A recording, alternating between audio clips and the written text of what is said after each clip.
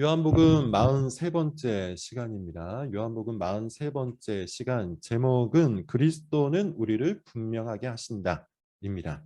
그리스도는 우리를 분명하게 하신다. 지난주 제목이랑 비슷합니다. 주제도 비슷해요.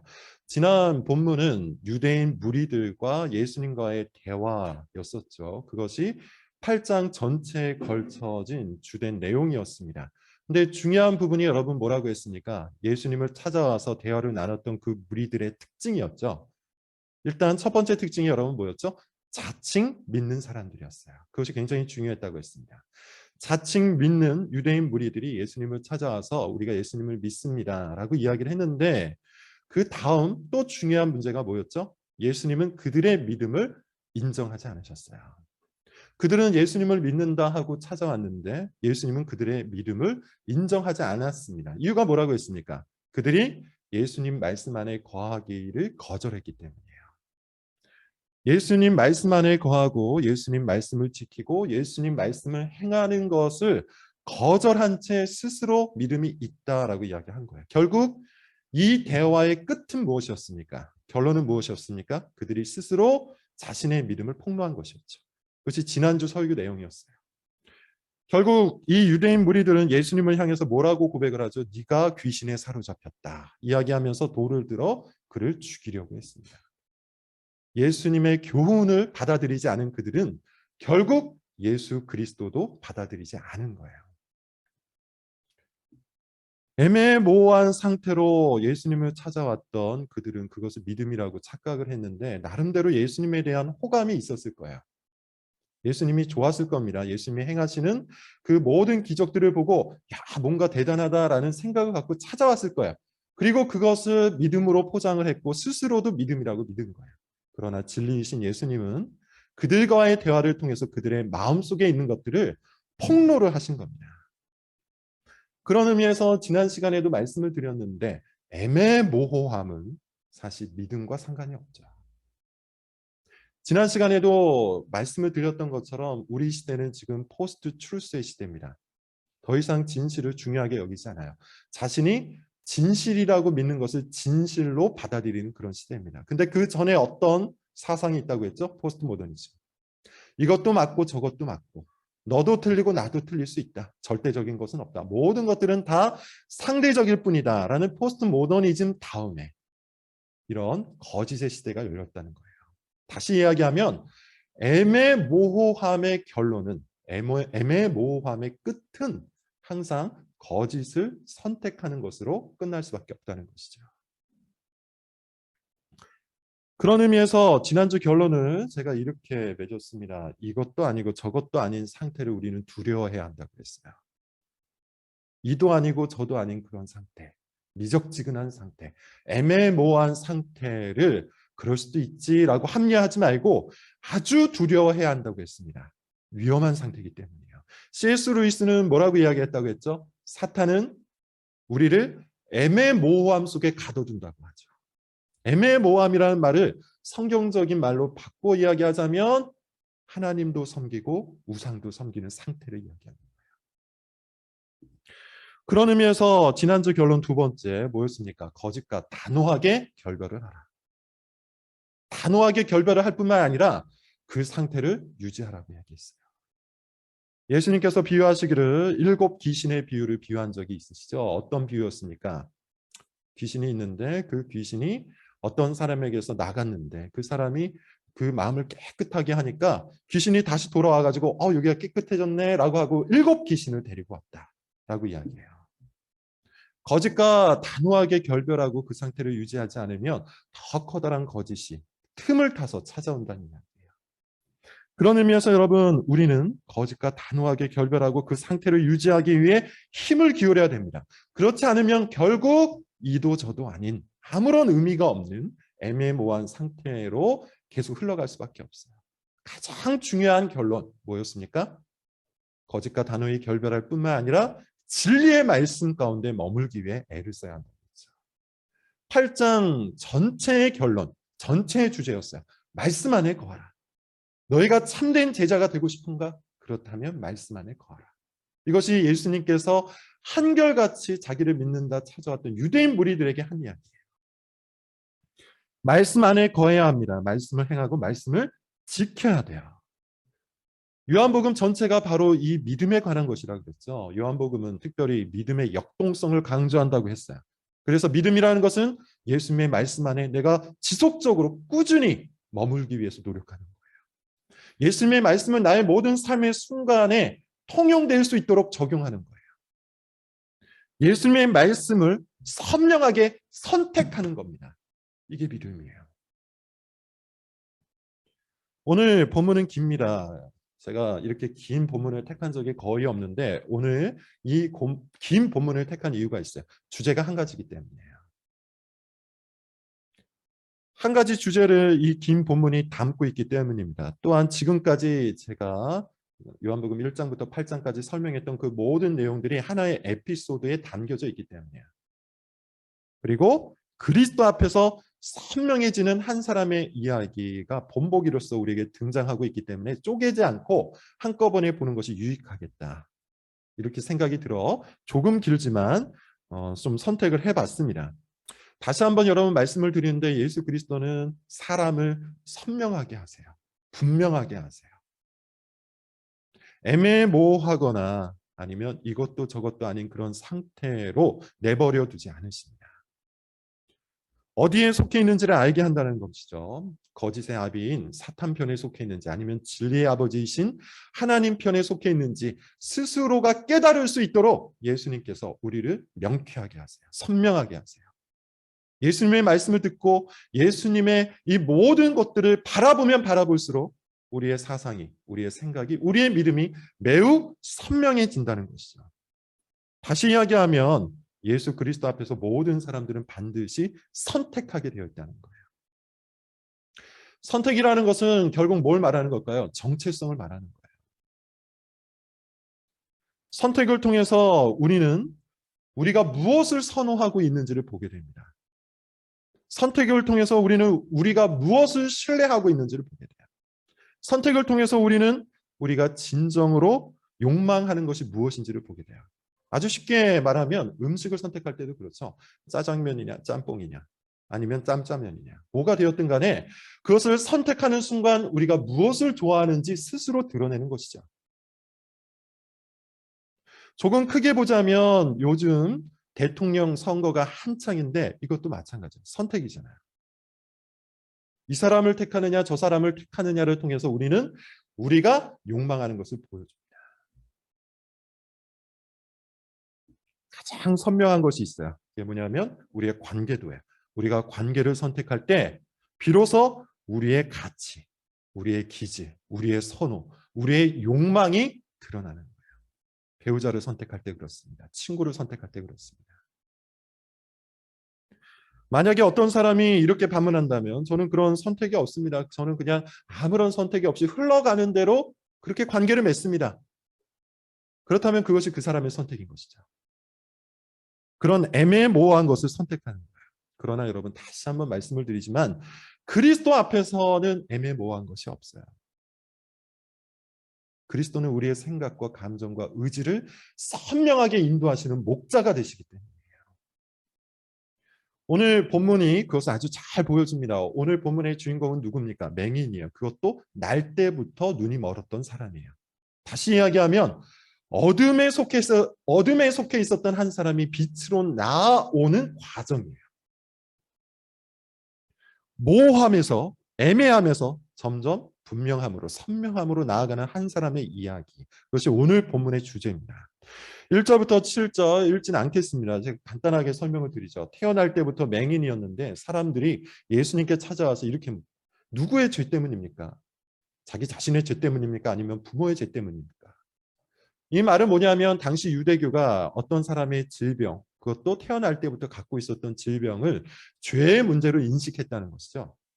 그런데 예수님은 사람들의 생각과 시선을 바꿔주세요. 이것은 그의 죄 때문 혹은 그의 부모의 죄 때문이 아니라 하나님께서 하시는 일을 보여주고자 한다.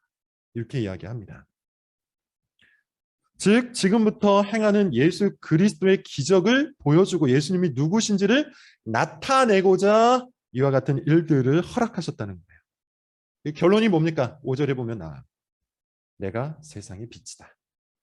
어둠에 속해 있었던 그의 인생을 예수 그리스도께서 이끌어 주시고 꺼내어 주셔서 빛 대신 자신의 삶 속으로, 자신의 인생 속으로 인도하시겠다라는 말씀이에요. 즉 여러분, 오늘 본문을 보면 아주 명확한 대조가 나와요. 맹인과 예수님. 어떤 대조죠? 어둠과 빛의 대조예요. 어둠과 빛의 대조. 애매모호함과 선명함의 대조예요. 예수님을 만난 사람은 어둠 속에서 빛으로 나아가게 됩니다. 예수님을 만난 사람은 아주 분명해집니다. 예수님을 만난 사람은 아주 선명해지고 분별력이 생깁니다. 영적인 눈이 떠진다는 거예요. 자, 그리고 다시 본문을 보시면 이제 이 사건 뒤에 사람들의 반응이 나오죠. 예상되는 반응이 있어요. 여러분 한번 상상을 해보세요. 날 때부터 맹인이었던 사람이 갑자기 눈이 떴어요. 보통 사람들은 어떻게 반응을 해야 되죠? 아주 기뻐하고 축하해 줄 거예요. 어떻게 이런 일이 일어날 수 있을까 하고 박수를 쳐줄 겁니다. 그리고 도대체 예수가 누굴까? 이렇게 고민을 하게 될 거예요. 근데 우리의 예상과 다르게 사람들은 전혀 이상한 쪽으로 흘러갑니다. 사람들이 이 맹인을 누구에게 끌고 갑니까? 바리새인에게 끌고 가요.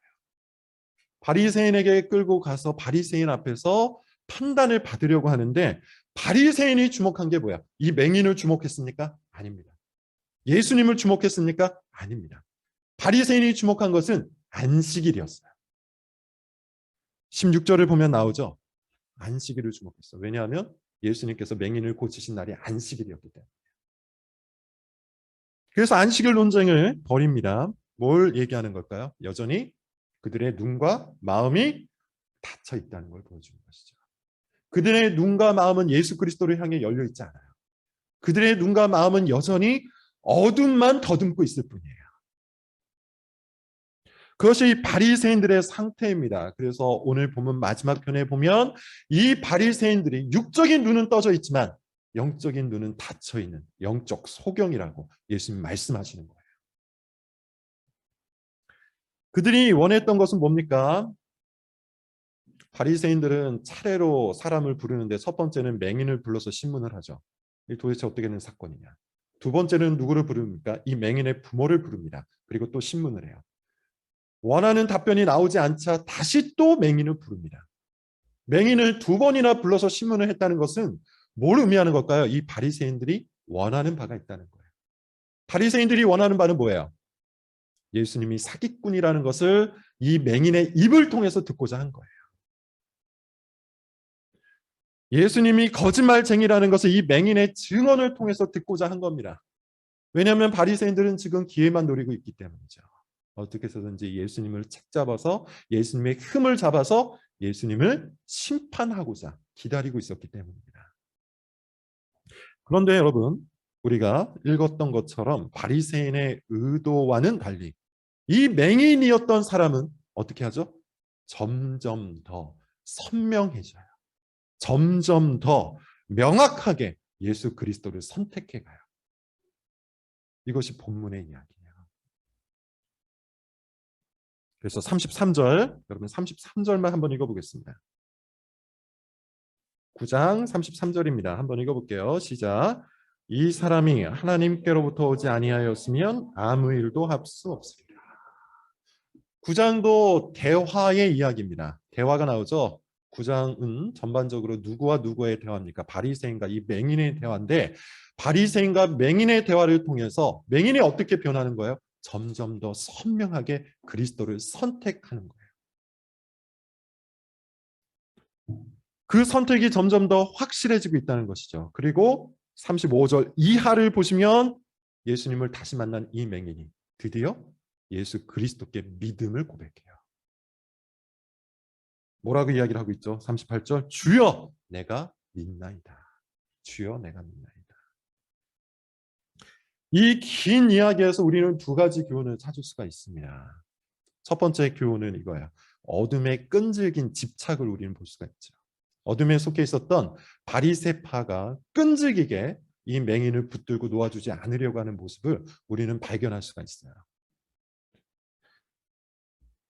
마태복음에서도 제가 많이 말씀을 드렸는데 마태복음의 구도가 이러하다고 했죠. 예수님과 바리새인 사이에 서 있는 무리. 그리고 그 무리로 하여금 예수님을 선택할 것인가 바리새인을 선택할 것인가. 이것을 지속적으로 요구하는 이야기. 이게 마태복음이에요. 요한복음도 지금 9장에서 비슷한 구도가 나와요. 예수님이 이 편에 있습니다. 바리새인이 이 편에 있어요. 그리고 중간에 누가 있는 것이죠? 맹인이 있는 거예요. 앞서 8장에는 누가 있었죠? 유대인이 있었어요. 유대인 무리들은 예수님과 바리새인 중에서 예수님 편을 택했습니다. 왜 그랬을까요? 앞서 8장에서 예수님을 믿는다 하고 찾아왔던 이 유대인 무리들이 결국 바리새인의 사상, 바리새인의 종교, 바리새인의 생활을 택했던 이유가 어디에 있었다? 어디에 있다고 했습니까? 그게 편했기 때문이죠. 쉽게 얘기하면 그게 편했어요. 그게 익숙했어요. 그게 어렵지 않았어요. 근본적으로 들어가면 사실 처음부터 이 유대인 무리들은 바리새인들 편이었기 때문이에요. 그래서 예수님의 말씀에 8장 44절에 보면 그런 얘기가 나온 거죠. 너희는 너희 아비에게서 났다. 너희 아비는 거짓의 아비인 사탄이다. 그래서 너희는 너희 아비가 원하는 대로 너희 아비가 욕망하는 대로 너희도 행하고자 한다. 처음부터 이 유대인 무리들은 바리새인의 가치관을 좋아했어요. 바리새인의 욕구를 좋아했어요. 바리새인의 그 생활을 좋아했던 겁니다. 그것이 그들의 마음을 끌어당긴 거예요. 몸은 예수님 가까이에 왔습니다. 그리고 말로는 예수님을 믿는다 고백했습니다. 그런데 마음은 사실 이 바리새인이 싫지 않았던 것이죠.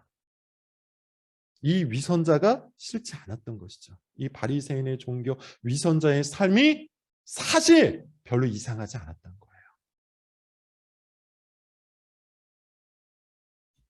그래서 어정쩡하게 몸은 예수님께로 와 있고 입으로는 예수님을 고백했지만 마음은 바리새인 쪽, 위선자 쪽에 있었던 거예요.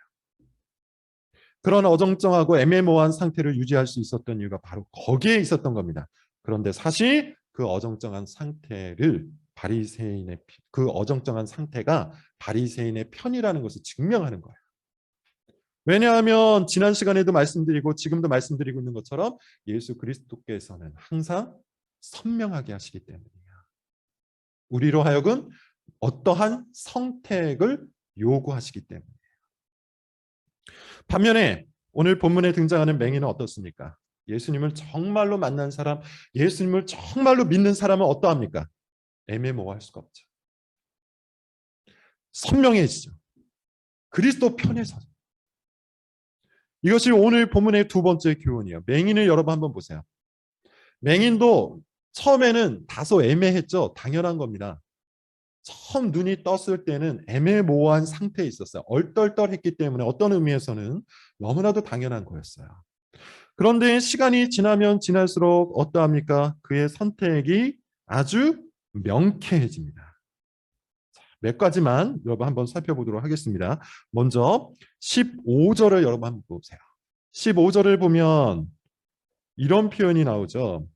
같이 한번 읽어볼게요. 15절. 그러므로 시작. 그러므로 바리새인들도 그가 어떻게 보였는지는 물은 이르되 그 사람 진액을 내 눈에 바르매 내가 씻고. 뭐라고 얘기하고 있습니까? 예수님에 대해서 이 맹인이 뭐라고 말하고 있죠? 그 사람이라고 얘기하고 있어요. 17절을 보세요. 17절에 보니 이제 이 맹인 되었던 사람이 대화를 하면서 뭐라고 고백을 하고 있죠? 뒷부분에 보면 너는 그를 어떠한 사람이라 하느냐라고 하니 맹인이 선지자입니다. 33절을 보세요. 아까 읽었으니 읽진 않겠습니다. 맹인의 고백이요. 이 사람이 하나님께로부터 오지 아니하였으면 아무 일도 할 수 없습니다. 예수님에 대해서 뭐라고 얘기해요? 하나님께로부터 온 사람이랍니다. 결정적으로 38절을 보니 뭐라고 얘기합니까? 주여 내가 믿나이다. 주님이라고 얘기해요. 예수님에 대한 호칭이 이렇게 변했어요. 처음에는 그 사람이라고 해요. 그 다음에 선지자라고 해요. 그 다음에는 하나님께로부터 온 사람이라고 하고 마지막에는 주님이라고 고백해요. 어때요? 점점 선명해지죠. 점점 분명해져요. 이것이 믿음 있는 사람의 특징이에요. 그러는 중에도 이 모든 사건을 같이 경험하였음에도 불구하고 바리새인은 어떠합니까? 그냥 그 자리에 있죠. 어둠에 속해 있어요. 스스로 맹인이 아니라고 믿고 있지만 사실 맹인이었어요. 이것이 오늘 본문의 결론입니다. 그러므로 여러분, 우리가 오늘 본문을 통해서 다시 한번 강조하고 반복해서 강조를 하지만 예수 그리스도를 믿는다는 것이 무엇인지를 깨달아야 돼요. 요한복음 전체의 주제라 그랬어요. 요한복음 전체의 주제는 무엇이라고 했죠? 예수 그리스도를 하나님의 아들로 믿는 것이라고 했어요. 그래서 요한복음은 다양한 언어로, 다양한 상황으로, 다양한 모양으로 믿음이 무엇인지를 우리에게 가르쳐주고 있잖아요. 8장과 9장에서 우리가 배울 수 있는 믿음은 뭡니까? 그리스도를 선명하게 선택하는 겁니다. 점점 더 명확하게, 점점 더 분명하게 그리스도를 선택하는 겁니다. 그리스도를 위해 선택하는 겁니다. 이게 믿음이에요.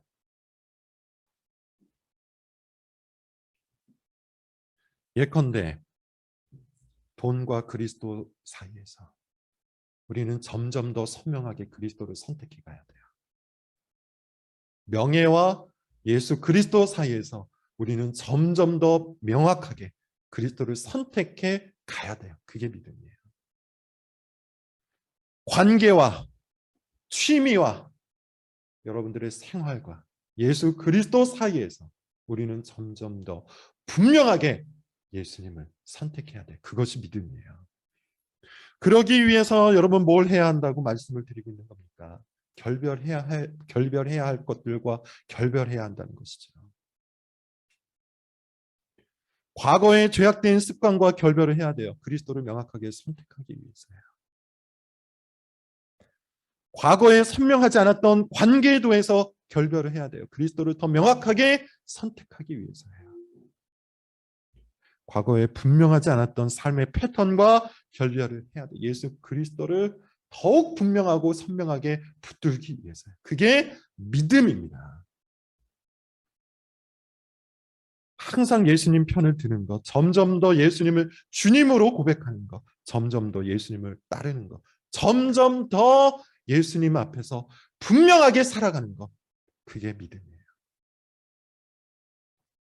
여러분 잊지 마십시오. 성경이 가르치는 이 믿음이라는 것은 싸움입니다. 누구와의 싸움입니까?